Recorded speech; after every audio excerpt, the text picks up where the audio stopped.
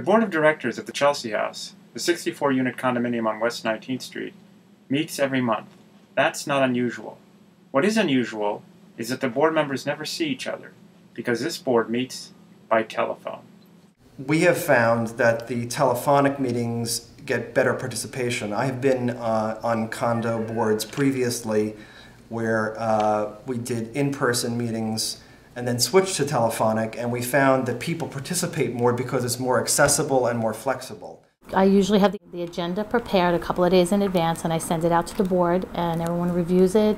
Then we conference via email if we need to add or delete anything from the agenda, and I send that out. And then we all call in through an 800 number, and the company that we use is Spectratel, and they set up the conference call for us. So we just all call in, and then I have a mediator pin that I use, and it just connects all the users. If you meet by conference call, you should be aware of the legal issues. Conference telephone calls are handled the same way as a regular board meeting. Notice has to be given of the time and place of the conference call. All the members of the board need to have been told about the call, and they only count towards the quorum and any vote that is taken if they are on the phone during the entire time of the call. The bylaws of both a co-op or a condominium need to specify that board members can attend meetings by conference telephone call. Some professionals have reservations about meeting by telephone.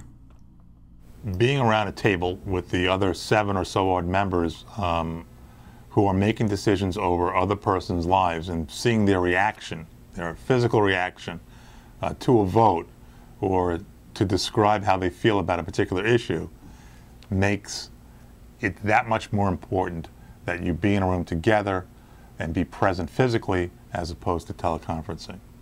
So I can understand when a person is, for whatever reason, out of the country on business, can't be at a meeting, and in order to get a quorum, perhaps, there needs to be an exception made. I can understand that.